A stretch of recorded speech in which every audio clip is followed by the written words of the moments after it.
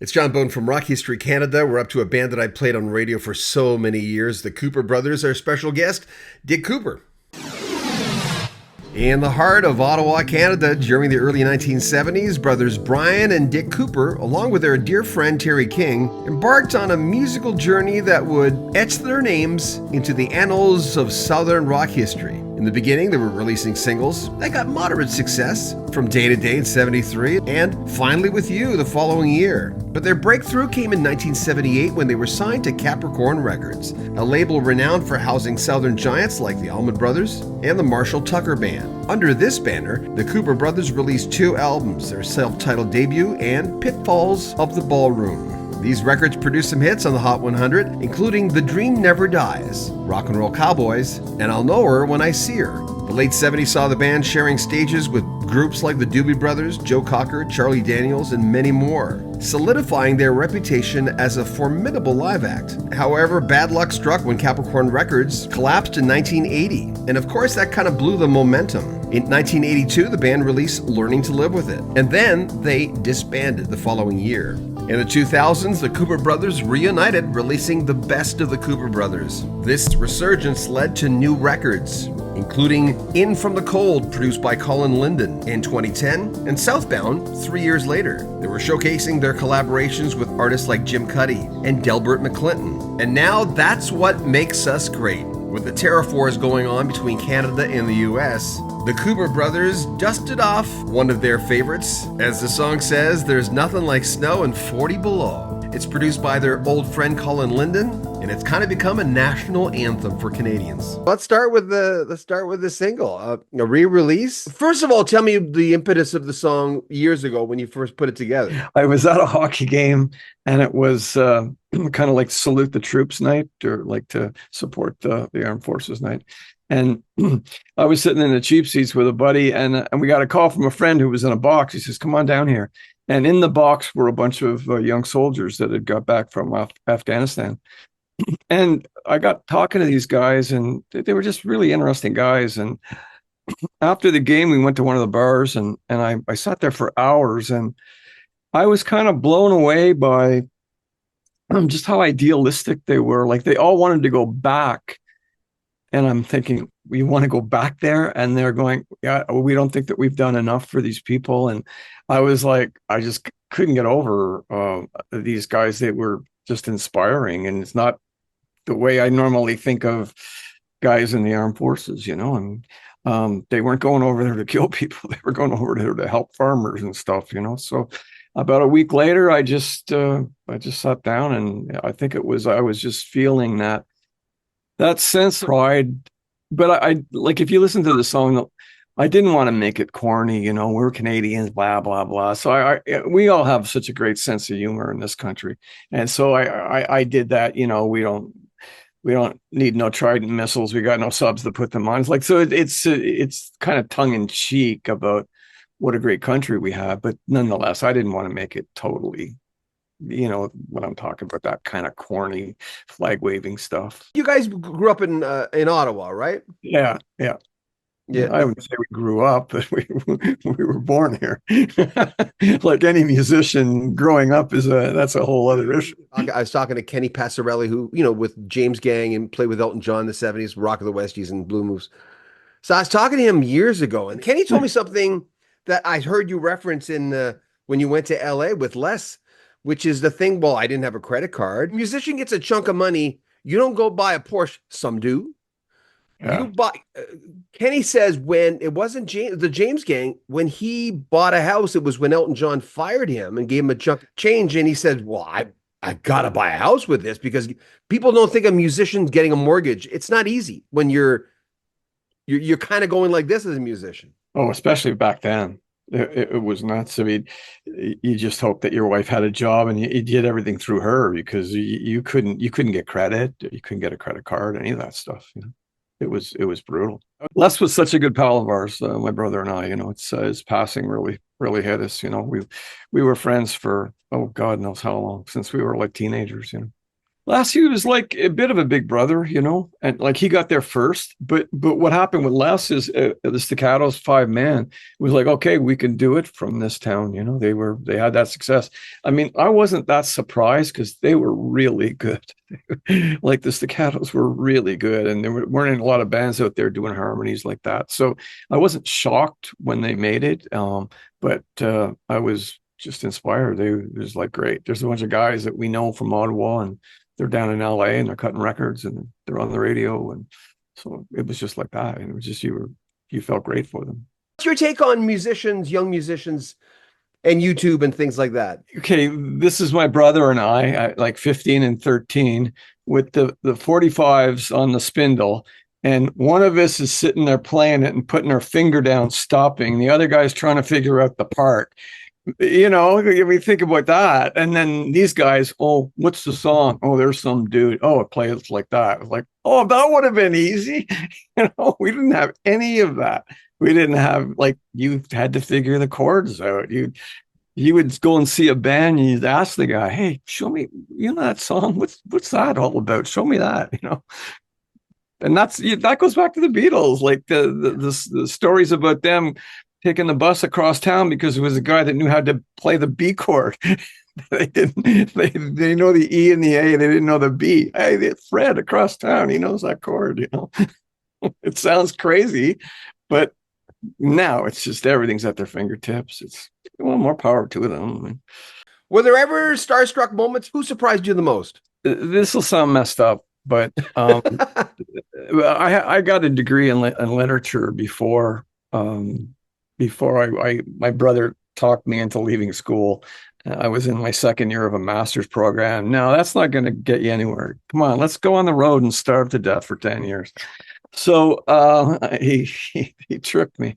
So it's funny, like most of my heroes were like writers and things. They weren't real rock stars. And I know I don't want to sound pretentious or anything. It was just at that age, I was just starstruck by people, that novelists and poets and all of that stuff.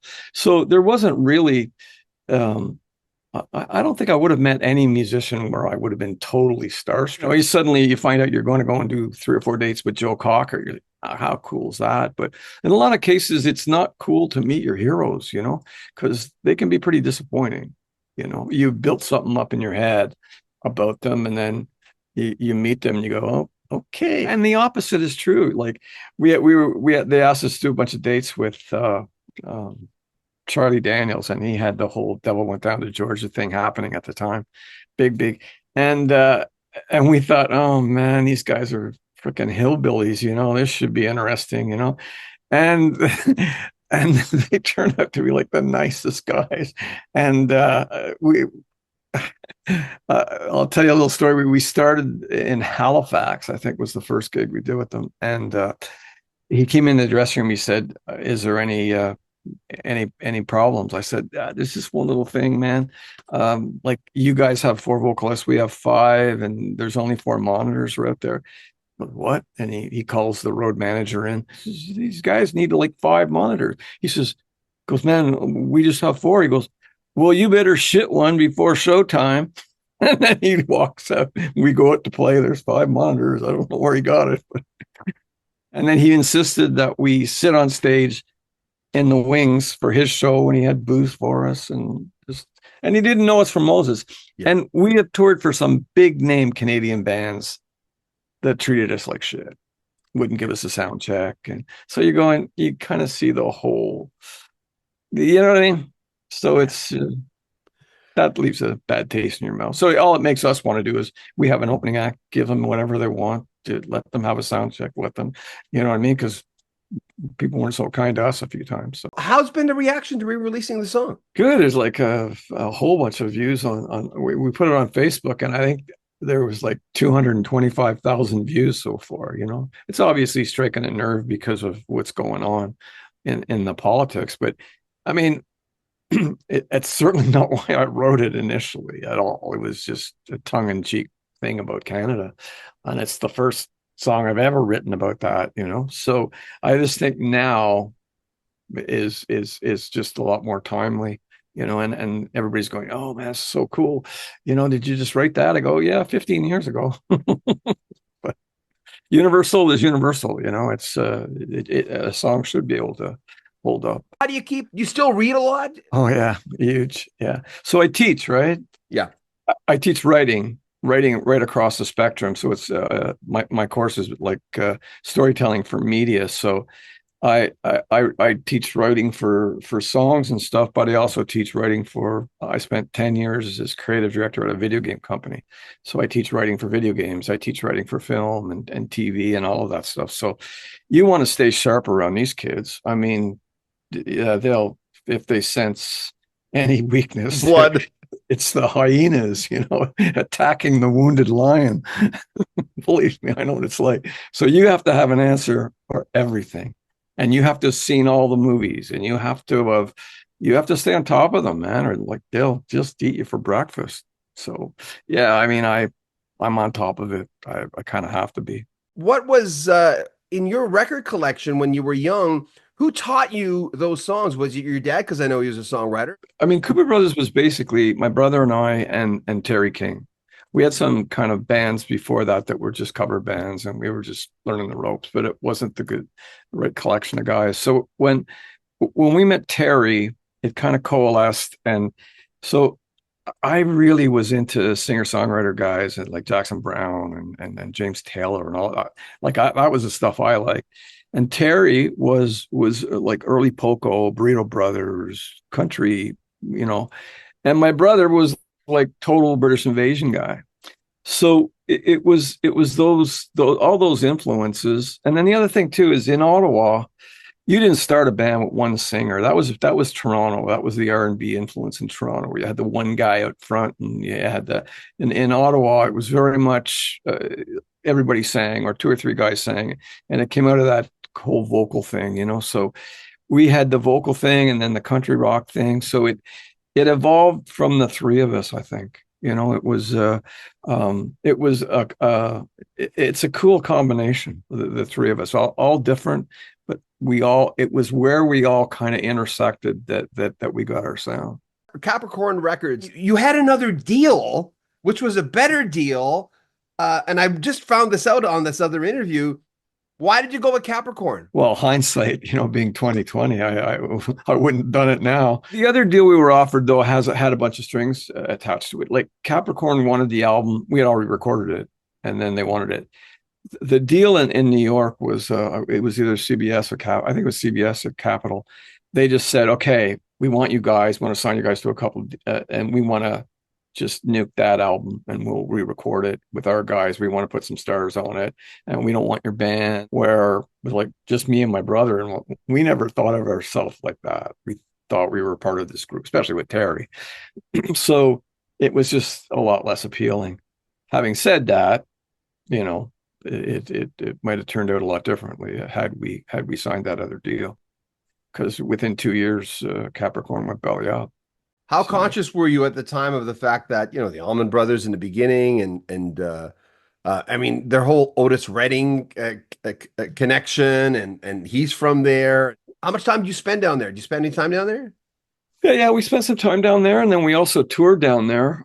We toured with a bunch of those guys. We toured with that was kind of eye-opening too, man, because it's just like a different world down there. Like we were touring with groups like the Outlaws, 10,000 seats a night, and they couldn't get arrested up here. They'd be playing in a bar in Toronto, and down there they're like gods, And it was same thing with Black Oak, Arkansas. We did a bunch of dates with them, and 10 years after, all those kind of groups were huge in the South. Those kind of, the real. God, they were jam bands before they were jam bands, So it was really neat to see that. And we toured with a whole bunch of those guys, Atlanta Rhythm Section and groups like that, These guys are all great. Dream Never Dies. That is one of those songs that's indelibly stamped in my freaking ear. I love that song. Yeah, it's funny. I was introduced to Aykroyd backstage at a Downchild concert there just a few years back, and the the guy that introduced me to him said, Dick wrote Dream Never Dies. And he goes, oh man, you wrote an anthem there, pal, which was cool because that to be called any song that you've written to be called anthemic is, I think, one of the greatest compliments you can pay. That means that it will have a life. And but as far as the origin of that song, I woke up in the middle of the night and wrote down the chorus, and I struggled for like 2 years to write the verses. It's the weirdest thing, and I'm talking about the music now. So that song has just got 145 is just like 3 chords in the chorus, but in the verses I wanted it to go somewhere else. And I played it for Les. We were in California. I played it for Les when we were doing some other stuff there, and he goes, man, that's a hit chorus. And I said, yeah, I'm having all kinds of trouble with the verse. And then, I don't know, one day I just sat there and I started playing with that chord sequence. I went, there we go, there it is. But, it was so 2 minutes to write the chorus and 2 years to write the verses, which is odd.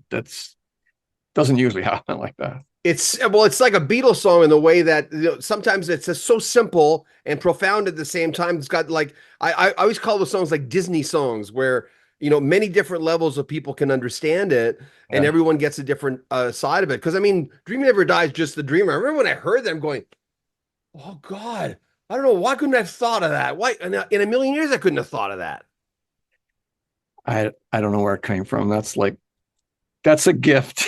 God's saying, look, you've been working so hard here. Take this. This is like tossing a breadcrumb or something, because that just popped into my head.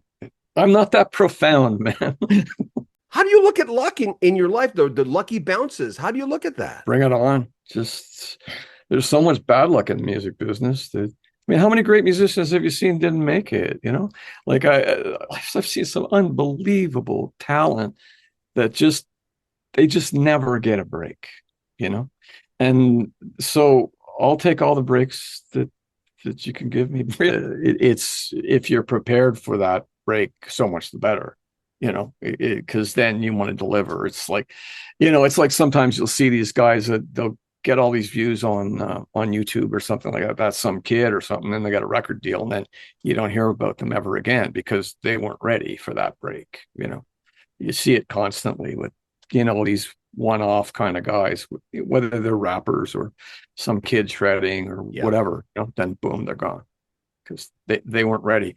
They didn't go out on the road for like 5 years like we did, And so when somebody sent something for your record label to see us, we were ready. Like we were a great band at that time. Like, when we got signed, like that album, it sounded like that was a night coming out to some little bar to see us. We sounded exactly like that because we just practiced and practiced and practiced. We had a gig. We took this gig over across in Hull. And it was 3 months. And I said to the guys, we didn't have any originals. And I said, I'm going to write some originals, and after 3 months, we'll have an original set. And we practiced. We took 1 day off a week. We played 3 times, and we rehearsed for 3 days for 3 months. And I mean, tight. You couldn't believe it at the end of 3 months. So then we started inviting people out. The gigs got better. We found a manager, all that stuff. It was like a plan, and like, so it doesn't just happen, like I go constantly, I'll see bands and they're not that tight, like, because I don't think they practice. I think a lot of times guys are playing in 2 and 3 and 4 bands to make a living, right? We just played in the one band and rehearsed until our fingers bled. That's why we were good. The founders, Phil and Frank of Capricorn, did you ever hang out with them? What's interesting about that is we certainly met them. So there was Phil Walden. I never met him. The other guy, Frank Fenter. Yeah. So maybe 4 or 5 years ago, I get this friend request on Facebook, and it's Dickie Betts's ex-wife, Blue Sky. And so Blue Sky he wrote that for her. He wrote Jessica. Jessica was written for the daughter. So yeah, so she she says, well, I really want to come out and see you guys. And I go, okay. I said, we're in Ottawa. She goes, yeah, I live across the river. I said, what? And she says, yeah, I live in Canada now. Like, I live over in Gatineau, which is on the Quebec side. So she comes out, we're playing, we're playing at, I think it was at Centerpoint Theater. And I tell the guys, I go, Blue Sky's coming. And they're like, yeah, right, man, right.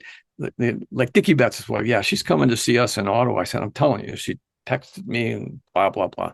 So in between sets, do you know who Corey Diabo is? Guitar player from Montreal.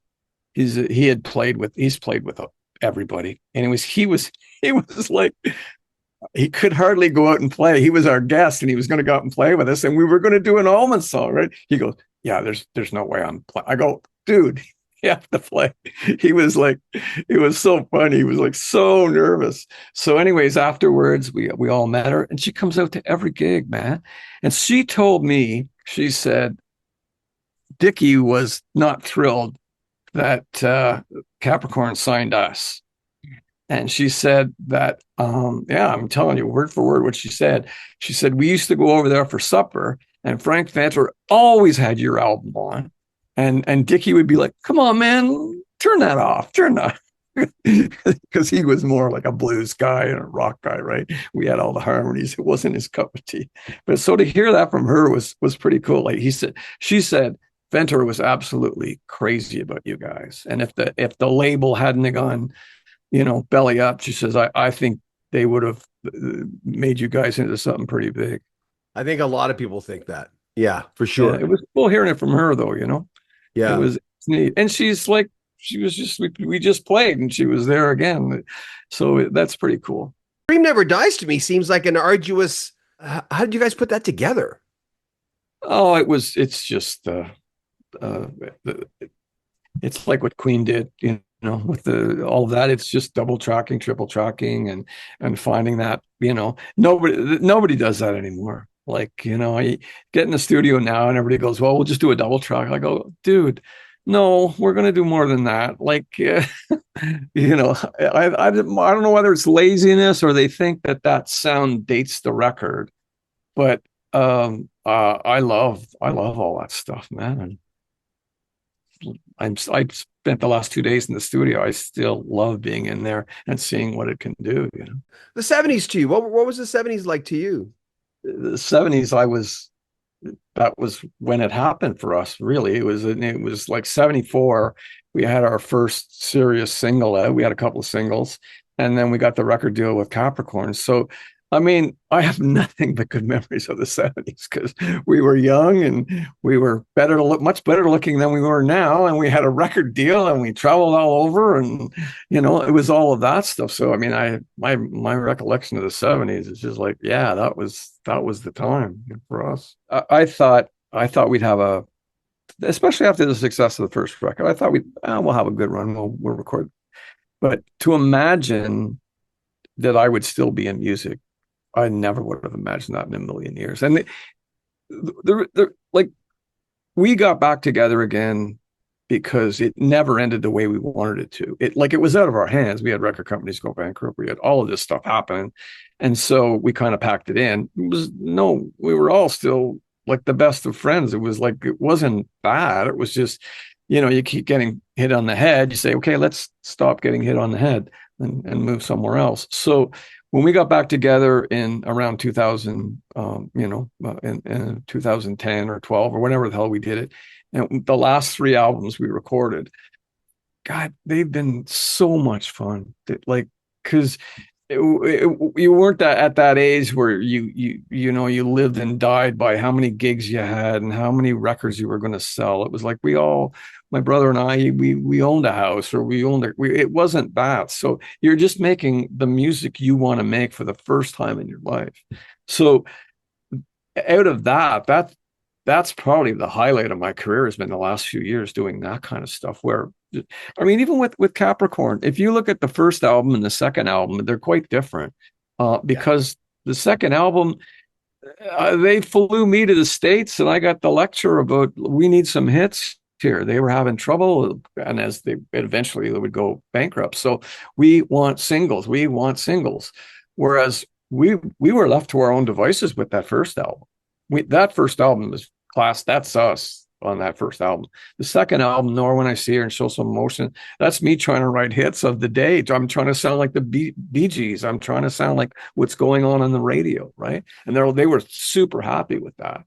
This is classic rock stuff. So we're out east, and we have like 2 or 3 weeks gigs, and so there's this teacher strike, and half the gigs are at like colleges and stuff. And so immediately we find ourselves like, you suddenly have a week, and what are you going to do? And so we couldn't afford hotels, and we didn't want to drive all the way back home and then all the way back out there. So we just camped. We camped at Cavendish, near Cavendish Beach, and we had the truck, and we had all our gear there. So at night we would grab the acoustics, and we'd play, and people would come around, professional band on the beach singing songs, and so it struck me. It was just how people just looked at us. So Rock and Roll Cowboys is more or less, I saw you riding into town yesterday. You know what I mean? So it's the point of view of somebody else looking at us with the long hair and wondering, man, these guys just look like they came out of a posse or something. We did. We totally did. Because if you looked at us back then, we really did look like that, So anyways, that song was kind of written in the middle of that teacher strike out there when we were like, yeah, probably 77, 76, maybe. I remember with the second album, I remember being at a party, and I played it in 79, and it was my last year. And a few, the dudes came up to me, and they came up, say, "Hey man, who's this?" I always love that. How it is when you're 19, that's a classic moment. You got to pick your album very carefully. And I remember someone picking up the album and going, "Wow, that's a cool album cover. It reminds me of a Stones album cover." I'm going, "Yeah, it's kind of Stonesy in it's kind of way." So you were trying. By that point, they were telling you it's so typically from a record company, write some hits. Oh yeah, oh yeah. And I think if they would have just left us alone. So if you look at our first album and you look at the stuff that we've done in the last 10 years, it's very similar. That's where our heart is. It's those harmonies, and it's those kind of, country rock kind of changes, and, with a little bit of jazzy stuff in there. But it's that album, that second album is a real outlier. We did it, I thought we played well on it and everything like that, but it wasn't really us. It was them. Mm-hmm. I wrote the songs, but you're writing from a different perspective when you're trying to write a hit, because then you're listening to the radio and you're saying, okay, what's on the radio? What's your proudest moment in your career? There's been things all along the way. I mean, we did a gig and we played in front of 60,000 people, and you're going, God, I never thought in a million years we'd play in front of this many people again. There's just moments in the studio where it's just the song comes alive, or there's just a lot of little things along the way, but a lot of them have been in the last 10 years. I've got to tell you, they really have. And I've heard so many people say, man, you're writing better songs now than you did when you were 25 or 30. And I go, no shit. These are way better songs because I understand the process. I mean, I've taught songwriting. I'm totally more. Wow, Yeah, and it's like the older carpenter that makes the better stuff. It's just the way it goes. I don't care. I really don't care. That's it. That's another ingredient. Software we don't have when we're young. Yeah, for sure. I know her when I see her. Yacht Rock's playing that, by the way. You know that. You're in that category with that song. Tell me about that tune. A few years back, I got a bunch of messages on Facebook from these guys that live on the beach, kind of in South Carolina, and there's they call it beach music down there, and they were telling me, and different people emailed, they said, you have no idea how big a hit that was here. I said, really? And they were, yeah. And then some band down there covered it, and they sent me the cover of what they had done, a local band with horns and everything. It was quite an arrangement. And it's funny that the Yacht Rock thing, I said, well, it was a hit in this one area. It's too bad it didn't spread, because these guys are going, oh my God, you could not turn on the radio for years without hearing that song. And I went, oh, cool. You find out all this later, of course. You never find out at the good time, but it's certainly people dig it. We can't do a gig without playing that one for sure. Justin Hayward told me Knights of White Satin. You might have heard the story. He says, "Okay, what version of the story will I tell today?" He says, "I don't really remember it." And he looks at me. He goes, because he's always looking at. I don't know why he kept looking over here in the interview when he says, "Do you remember what you did?" Because he says you reference 79 a lot. I said, "I don't remember. I have journals." He says, "Oh, that's different." By the way, the Doobies. You guys played with the Doobies. Any memories? Oh my God, that was really cool. That was at the CNE in front of a ton of people, and man, they were right. I'm a huge Michael McDonald fan. I just and a lot of people, they didn't like when he came in, and I just thought, oh my God, it just took them to a whole different level musically with him there. And I just remember them. Uh, I think Patrick Simmons tried to buy my guitar off me. I remember that. That was a highlight. The glue. He's the glue in the Doobies. He is the Yeah. glue man.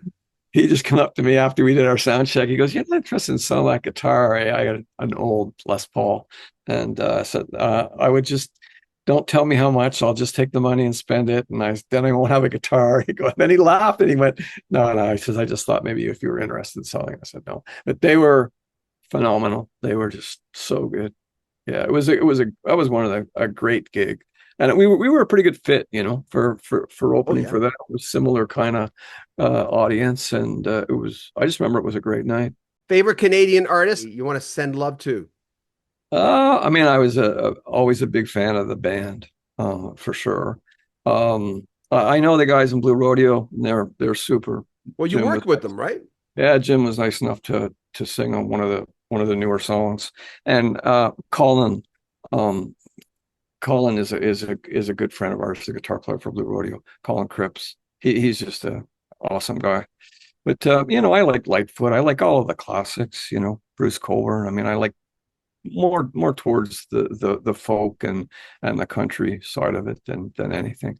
Rick Emmett was telling me one day, he says, I don't get nervous doing shows, but I was doing a show with Bruce Cockburn, who is, a lot of people don't know, he's just such a great guitarist. But he says he Yeah. actually got nervous playing with Bruce Cockburn. Oh, I remember seeing Bruce at the Hebrew when I was like 17, 18 years old, learning how to play the guitar. And I just thought, what the hell is he even doing? Like, I didn't even know what he was doing, because at that time he's doing all these like different tunings and all of that stuff. And I went, wow, where's this guy from another planet or something? And yeah, he's a great guitar player. And Colin Linden too. The thing with Colin is just when you get in, just decide where you're going to eat that night and what kind of wine you're going to have, and then everything. The music will get in the way of all of that. He's awesome. He taught me to just relax. We're going to go to a nice restaurant tonight. We'll do the music. We'll just relax, And we did an album that album. Well, with That's What Makes Us Great on it. We did that in Nashville with him. Came back to Ottawa and did all the background vocals and all the overdubs here. But that was a great time. Basically used a lot of guys that he uses on a regular basis down in Nashville. Guys that played with Delbert McClinton and those guys. Yeah, you guys were label mates. Did you hang out with Delbert? No, but it's funny. He came in to sing on our record, and he recognized me right away. He goes, "I know you, man. I know you." And Colin didn't tell him what record he was going to be singing on. He says, "I want you to drop by the studio." And I want, and Delbert said, as soon as he walked in, he goes, "Oh, you, man." Like, then I said, "Capricorn." He goes, "Oh boy." He says, "We all went down with the ship," and started telling stories about Capricorn, because he was part of that too, in the bankruptcy and everything. It messed him up for a while, but he seemed to bounce back a lot quicker. How long did it take you to bounce back from something like that? I don't think we ever did. I don't think we ever did. It just became such a mess. The thing is you can whine about it, but just about every band has those stories. It's just like, that. It's just, we weren't any different than anybody else. A label going bankrupt. You sign with somebody else. Oh, they went bankrupt. Oh, you never got the thing out. And, like I had Juice Newton recorded one of my songs on the album before she took off. It's like, why couldn't it have been that album? Why didn't she put it on the album that blew up? Yeah. So it's all that kind of stuff. Like, you can sit here and make yourself mental over that stuff, but Why? I mean, it's just part of the business. I was just talked to Tom Wilson a little while ago, speaking of Colin, and God, that guy's got a great whiskey soaked voice. I want Tom Wilson's voice. That's all I want. I mean, his Yeah, he's musical a good guy. abilities. It's too late for me. Go save yourself. But that guy, holy moly. He, I met him. You know, he was this agent that we use. He said, "You know who Tom Wilson is?" And this is like probably 15 years ago. I said, "Yeah, yeah, I know who he is." He told him that you were a friend of mine. He wants to meet you. I go, "Oh, I wasn't even. This is before my brother and I got back together again. So this is like 15 years ago." And so I went and had a coffee with him. He goes, "I just have to tell you like what Rock and Roll Cowboys meant to me, man." He said, "It's just like that song." He says, "It's just like," and he went on about, and I went, "Oh, okay." And I don't know why or what it peaked, but it was just at a certain point in his life, or you know what I mean. And but he And was, he's had a tough life. He's had a tough life. yeah, yeah. So I guess at some point, whenever that song was out, it was it meant something to him. Yeah. Is there an aspect, and I guess that's this, if you have this software, it actually keeps you grounded. Oh, it's just little old me. I mean, I don't know, it's my little song. Is there an aspect you have of that, of going, oh, it's just me? It's just, I don't know. Again, I go back to the literature thing where I mean, if David Foster Wallace came in, or one of those artists, that one of those writers, that I would be speechless to even talk to these guys. Whereas musicians, I kind of always have felt like on the same kind of level as them. And I know there's not too many guys that are complete assholes, you know? It's almost a foreign thought what you have done in your life. I always found being a musician and having that many people, most of which you'll never meet, not everyone gets to go to see you or even let Yeah. alone meet you, can understand this kind of weird phenomenon of writing a hit and people all over the world hear it. Yeah. I mean, the cool thing is that you write something, you record it, it goes out into the world, and then it has its own life that you can't even you don't follow it. So you meet somebody and they go, "That song got me through a nervous breakdown." It's what it means to them. It means to them, and you got to be humble about that. You know that's something that you wrote affected somebody. Seals and Crofts, I heard they were quite nice guys. Yeah, they were. Yeah, I think we just played with them the one time. I don't. It wasn't like we did a few dates with them. And I think it was my brother that went and met them. I would usually hide. You know, I didn't want to. But my brother is a lot more outgoing than me. You don't do the schmoozing thing? Not really. The Reluctantly. My brother though is like, hey, let's go have a beer. He's just a lot more outgoing than me. So I think he was talking to them, and he said they were good guys. And I mean, I met Joe Cocker every night that we played with him, because he came and introduced himself, and it was like, "Joe, we met you last night. Joe, we met you the other night. Joe." And he was in bad shape at that point. You just kind of had to fake and go, "Oh, it's great to meet you." His handler would come and take him away. I love when younger people come to see us, because it's new to them, and they go, "Oh, you guys are really good." Through osmosis, though, wouldn't they have heard like 3 or 4 of those songs no matter what? Yeah, maybe, but then they come and see you, and they actually they realize that, oh, this is a great band, and blah blah blah. It's kind of cool to make new, I mean, the nostalgia thing I get, but when you make some new fans, that's pretty cool too. What happened to Terry King? He basically just he got lung cancer, and like young too. He died when he was 51 or 52. Yeah.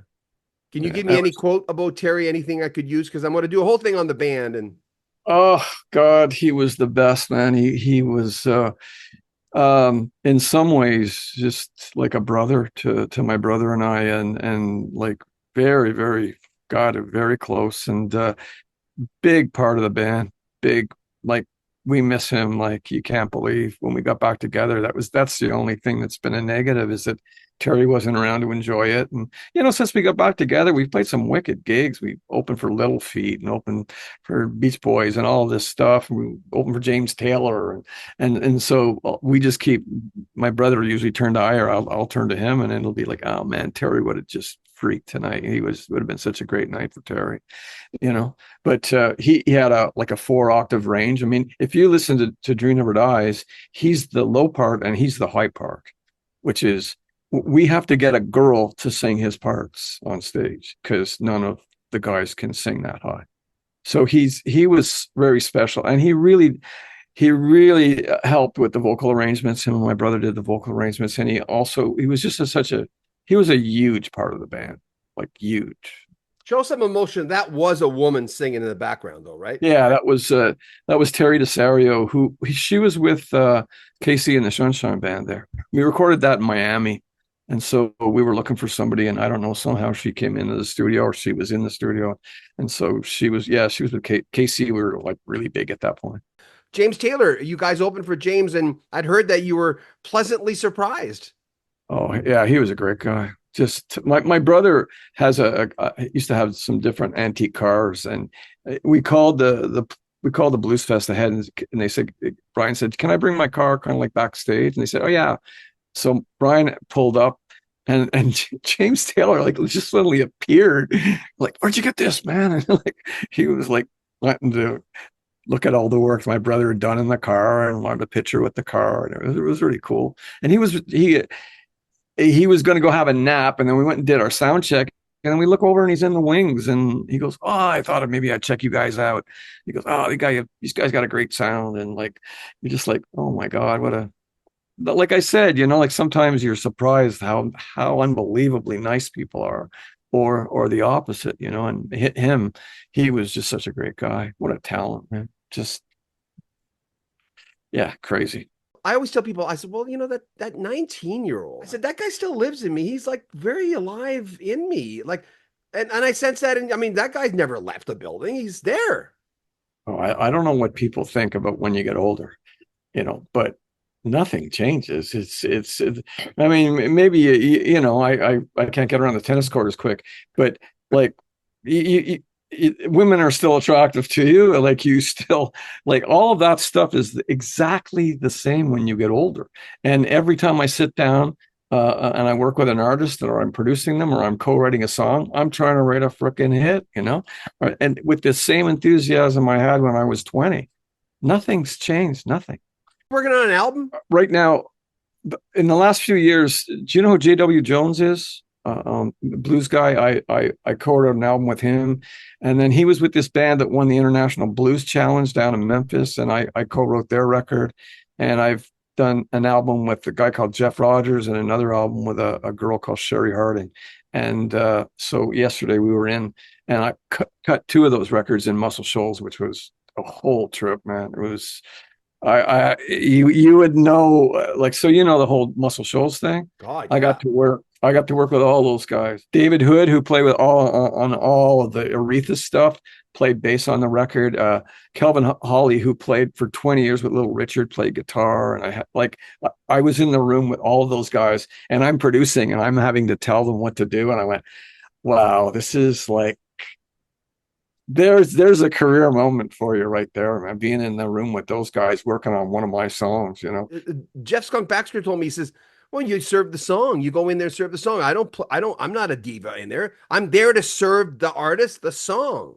That's exactly the way they are, man. They're so humble and they're so great, and they bring so much to it, man. And the vibe there was, oh man, it was like you were in church, like the musical church, like, yeah. And I've done 2 records there, and I mean, I just can't wait to go back. It's what a special place. It's mostly because of the people, the guys are recording with.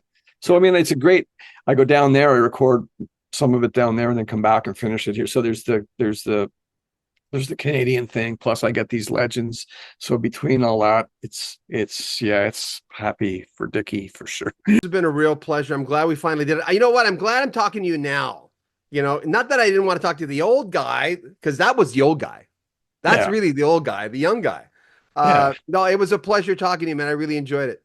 It's great meeting you, man. Remember, if you want to support the channel, there's a PayPal link at the very top of the description. You can join our Patreon. You'll get early access to all our videos, and there's tons of stuff on there right now that has not seen the light of day yet on YouTube. Buy a t-shirt, subscribe to the channel, share our videos, comment on them, and like them. I'm John Bowden. This is Rock History Canada. Take care of yourself.